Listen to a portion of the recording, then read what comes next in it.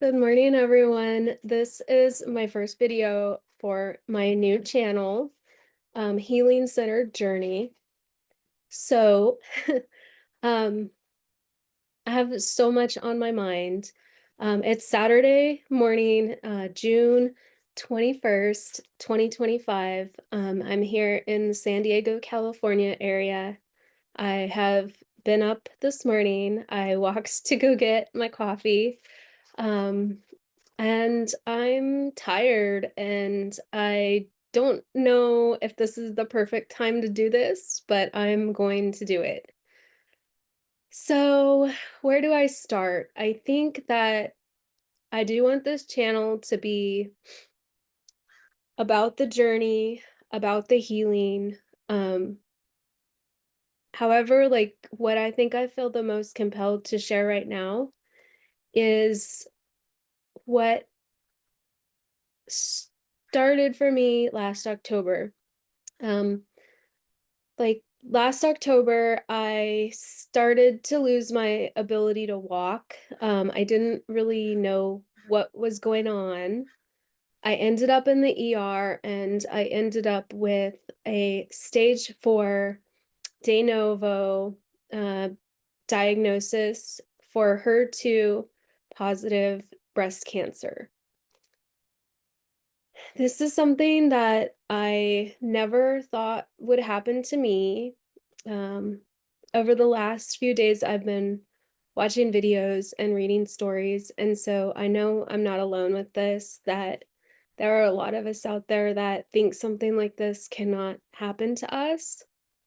There are others that live trying to avoid it and scared it will happen. So I know that each of our journeys are unique.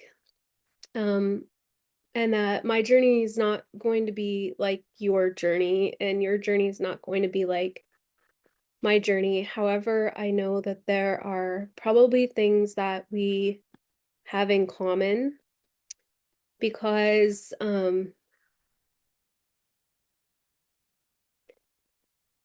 going through something like this, I think you have to go through it to understand, and then maybe you're still not going to understand exactly everything um, about what another person's journey is, right? So I had surgery on October 19th, 2024, and they took a tumor off of my back that was compressing my spinal cord. Um, the cancer had taken out my T4 vertebra. The surgeon also took out my T3 vertebra and part of my ribs. I asked them to show me the tumor because I wanted to see it. And so they did, after the surgery, show me the tumor, like a picture of the tumor, and also what they took out of my body, which was really intense because I had never been even in the hospital for anything besides a broken leg before that. And that was when I was in 8th grade. I'm 45. I spent almost a month away from home. I was in the ICU for 3 days, and then I was in the hospital for almost 2 weeks, and then to rehab for almost another 2 weeks. So, November 12th, 2024, I got to come home. Um, and I slowly began to walk again and get my strength back. I was using a walker when I came home. I was wheeled into my doctor's appointments in a wheelchair. Uh, and I started chemotherapy in November. I did 6 rounds of Taxol, and they also started me on Phesgo. So in March, I think it was, I had my last Taxol, and I've been on Phesgo ever since. I lost my hair 2 weeks into treatment. You can see it's pretty much growing back, right? So I lost my hair, my eyebrows, and my eyelashes. This is an experience I would recommend to absolutely no one. As I've seen in other people's stories, when your hair's gone, there you go. Just might as well just write it out across your forehead, right? CANCER. Like, there's no way to hide. I mean, I didn't feel like there was any way to hide anyways. And so speaking of hiding, like, I am a person who strongly believes in privacy and everyone's right to privacy. And we live in this world now where we share so much. Um, I want to share now because I feel like sharing and expressing and connecting is part of my authentic journey. And as part of my healing centered journey, um, authenticity is super important to me. Um, I have like honestly so many things that I can talk about. And so I'm still like just formulating how to do that. And like how to make it like useful, I guess, so that people can join the conversation with me about these topics. So after chemotherapy was over, I did do radiation. I had 10 treatments of radiation on my spine. They radiated my back from about my T1 down to like my T8 or so, I think, with a little bit of extra in where they had taken out the tumor. Where they had taken out the tumor, there was some mass that started to come back in. As far as the other masses, which were in my left breast and my lymph nodes, um,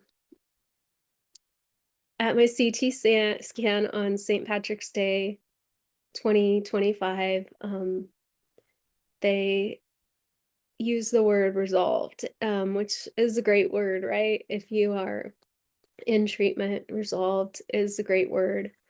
So they basically couldn't see any of that stuff anymore. So for that, I was super, super grateful. Chemo was really, really, really hard. And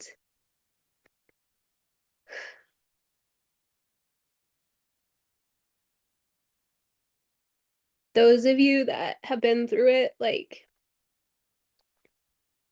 I'm sure that it's different for everyone. For me, it was really hard because I don't remember ever being that type of tired in my life. Like, and I've done a lot of things. Like I've worked on a ranch in rural Colorado, like during blizzards. I was a young person. I did long distance running. I ran to the top of 14,000-foot mountains. And I don't remember ever being that kind of tired that I was during chemo. Like it's just a different kind of tired. And I was very fortunate because I didn't really have a ton of super distressing like GI symptoms or headaches. I had some headaches. So like overall right now, like you scan me, right? They say there's a little lesion on my skull. Like so I'm technically diagnosed as Mets to brain. That didn't do anything like the last time that I was scanned. I have a rods on each side of my spine and lots of screws. Like, uh, it's kind of really weird for me to even look at the image. For months, I kind of didn't look at it. Um, I had an incision from like my neck down my spine. That's been one of the complicated things is that when we took the bandage off, like I had a lot of skin reactions on my back and That's still healing up. I was just to the dermatologist. Have a little bit of this rash left over that broke out towards the end of radiation therapy. My arms are good, my my fingers. If you go down my body, like um when I came out of the surgery, like they asked me to move my toes, and I could move my toes on my left side, but not on my right side. Um, I couldn't dorsiflex my toes to me, and I could also not lift up my quad. So every day in the hospital, right, we tried to do that, and I remember like being in the ICU and like now I know like the steroids keep you up, all these things that I didn't know because I really hadn't had much medical treatment in my life. Um, but I know now that it's probably the steroids that were keeping me up. And in the ICU, like I didn't want to go to sleep, like because I felt like somehow my leg, like I just felt like I didn't want to leave my leg. Like it was really weird, like the sensations. But I'm under care at UC San Diego, and I was in Jacobs Hospital, and I was able to have acupuncture, massage therapy, and osteopathic manipulation when I was still in the hospital. And I really credit that to helping me get my movement back. Um, I did have a really spunky nurse who kind of got under my leg one day and said, "Kick me," like just without giving me time to think about it. And my leg, I was able to pull it up just a little bit and kind of like, and so, being there and like not knowing for sure like if I was gonna ever be able to like walk again, honestly, like I there's like those thoughts that go through your head, right? Like everyone told me it'll probably come back, like you're expected to make a full recovery. It was after I had the massage, and she did a very light massage and really told me, it's probably really like I was like, I think it's my quad kind of going down, and she was like, probably coming from your hip. And so like after she worked on me, like it started to come back, and came back slowly, right? And still had a lot of neuropathy. And then all of a sudden that like was great. I don't know if I would say great, but after chemo it hurt really bad sometimes, like, and I would start to stand up and I would just buckle, and it was pretty uncomfortable. Then like the neuropathy shifted to my left leg. So that is something that I'm still dealing with. Like I have like I do get back pain and like muscles kind of, I'm working on this area, let's just say, like, and I get fatigue and it feels weird. However, I've gotten so much stronger and I'm so grateful. Like um but I have some hip pain on my left leg. I don't know if it has anything to do with the cancer or not. I've had like some skin reactions. I get the injections on my thighs usually, and after it was probably like the second to last chemo, so 5 out of 6, we did injection on this leg. Um, and it just I started to have like a skin reaction kind of. And that was when I got the neuropathy, like, on this leg, kinda went all the way down the li like, it was just weird sensations, it's really hard to describe, but it's kinda like, I don't know, maybe like a tightness or something in my upper leg, and I know, like, the back of my leg, the, calf was sore, and then I, like, definitely have the numbness and tingling, some of the involuntary muscle contractions at night, like, they'd gone away for a while, and I've had 'em again in the last week or so. So, like, I had this really great in-home physical therapist that came to me, and I'm like just so grateful for her because like chemo was really hard, and I just can like even imagine doing it like in a cold climate. Like I'm a Colorado native, like these are my mountains from where I grew up behind me. Like but it was just hard like being in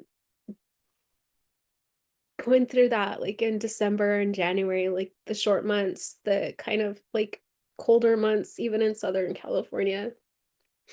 And she came to my house and got me out walking. Like she was really good. She was like, "What do you want to do?" I was like, "I want to walk," you know? So like I'm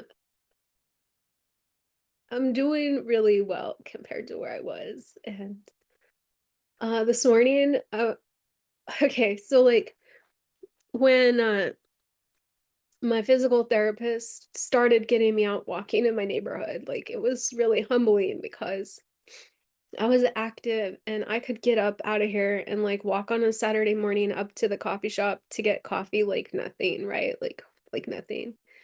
And she um we started really slow, but finally we got like on that path that goes to the coffee shop. And I was like looking and I was like, I used to do this all the time. Like I didn't even think anything about it. I took it so for granted.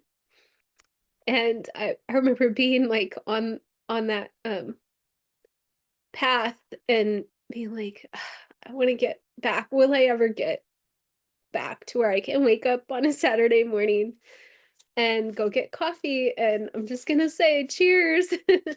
Because this morning I did. I woke up, I did the hard thing for me, which was to get out of my house and get and walk, not on the car. It's not like a super long walk, but I would say it's maybe like 10 minutes or so. And so I don't know, maybe not even 10 minutes, but it's a little bit, so anyways, okay, so how this is going to work, I don't know. I don't know exactly how this channel is going to look, but I think what my goals are, like my goal is to show up authentically and expressively, and that is for me.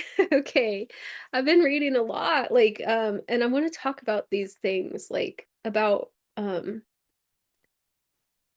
what's healthy, what is a healthy representation of ourselves, right? And many times, like, we put others before ourselves. And looking back in my life, can see myself doing that. And I don't think it's like, let me just say it this way. I feel like my way out of this and my path forward is to think about me and have self-compassion and care about me at least as much as I care about others, right? Um, and so my path out of this is for me, like, and I want you, I want you to think about that too. If you find this video and you're listening to this story, is how are you doing things for you? Like, if you are on, if you have this diagnosis now, cancer or another illness or another diagnosis, like how are you taking care of you? um and we can I go down all those roads, right? Self-care, like often the concept delivered by those with privilege, and it's not this like, so there's so many things and there's so many things on my mind. um and I thank you for being here, thank you for listening, and I want to connect with you. Like that's part of this. Like, so it is to be authentic for me. Like I feel like this is an authentic expression of my being, connecting, sharing, um, expressing. And I want to know about you. I want to know what you're going through. I'm not super far down this journey after diagnosis, like, um, this would be like 8 months, right? November, December, January, February, March, April, May, June, 8 months. So, 8 months ago, I just a like little over 8 months ago, probably about exactly 8 months ago, the doctor came in and they were like, well, first of all, they were like, we're gonna switch you from from the orthopedic team to the oncology team, and I was like, no, no, no. So they came in and started talking to me about my options going forward, and if you know, you know, right? So I'm here 8 months into this. I don't want to leave anytime soon. My hopes and my prospects, I guess, they're good. Um, Phesgo is a treatment that has worked for a lot of people for a really long time. In the next, I don't know, probably by the end of summer, like I don't have a date for my next scans yet. I know that at some point I'm we're going to have like more imaging. We need to have imaging on my spine. I think they'll probably have me do. My guess is they'll have me do everything, right? My spine, my brain, um, everything in front. I did have a liver imaging fairly recently that I haven't talked to my doctor about because I had a few spots on my liver that they saw, and they said those were hemangiomas. So I have to talk to her about that. But it doesn't look like right now that there's any cancer in my organs. So grateful. So my prospects right now, like, are good. Like, clearly they're concerned to see if the radiation worked on my spine and knock that out of there. And I'm on the Phesgo. So I go for Phesgo every 3 weeks, and I also get Xgeva, which is for my bones. And I guess it pulls the calcium from your blood into your bones. So those are my two main medicines right now, Xgeva and Phesgo, on approximately in every 3 weeks. The Xgeva's every 3 to 5 weeks, so we're still kind of working out the routine for that. But as far as like my mental health, like I feel like this is a little bit hard right now because I'm in such a transition.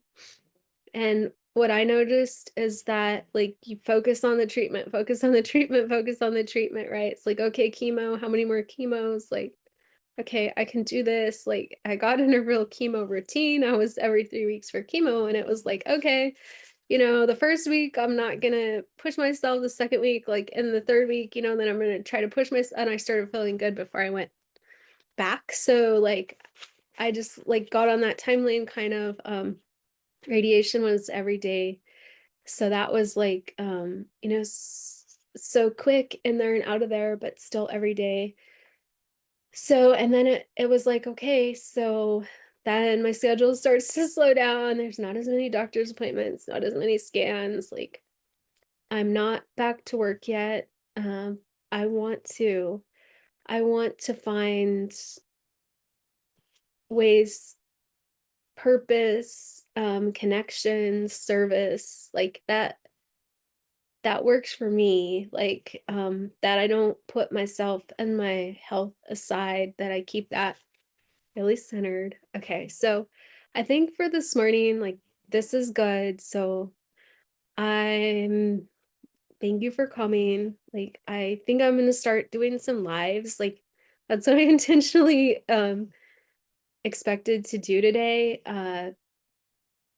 But I'm not clear to do live yet. You have to have your channel for 24 hours. So this is brand new, and um yeah, and I don't want to define myself like by my diagnosis. And I'll probably talk a little bit about that. Okay, let's just do it now. So like when When I like at first I stayed off the internet because I was like, don't even look. They're gonna give you like some timeline or like life expectancy, which my doctor didn't do right away. She just basically said like, I felt like if we don't treat you that you could die, and it's serious. And because I really had not had much medical treatment, I'd been on a very natural like course throughout my life, luckily. And I think she knew that, like, she knew that if I didn't have to have the medicine, then I probably would choose not to. That's just me, like, um, so I stayed off the internet, but then I did get on there and I found so much inspiration from people and their stories. And one of the very first videos that I saw, and I'll try to find her name so I can give her credit, was someone else that was diagnosed with stage 4. And she said, you know what, like,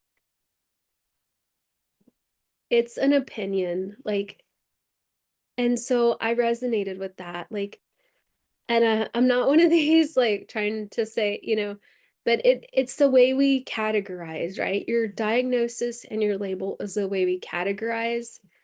And so if you like, for me, that really worked. Like just holding it there, like being like, this is a way that someone else defines this. However, I don't have to define myself this way. Like, I don't have to attach myself to this version of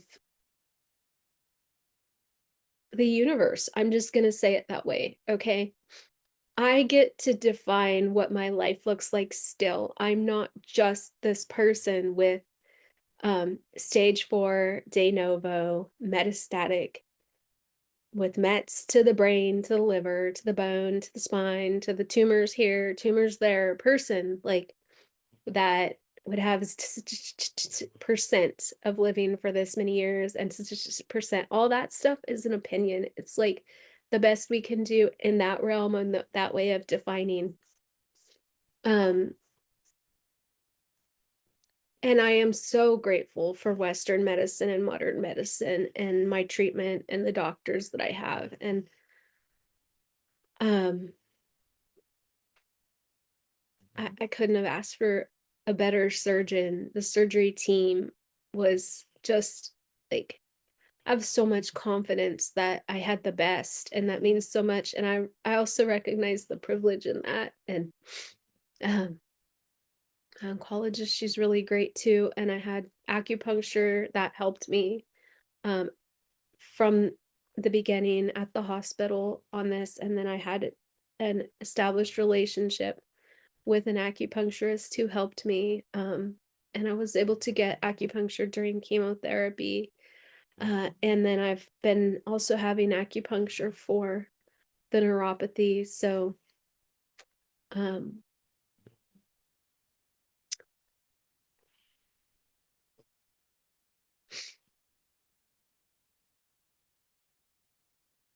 thanks for coming to my channel, and let's do this together. Let's walk a healing center journey, right?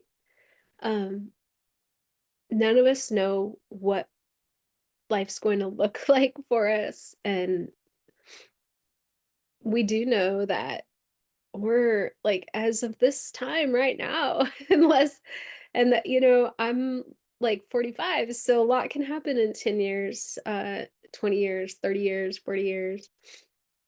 Right now, we know, like all of us on earth know that um, our physical bodies are not going to last forever.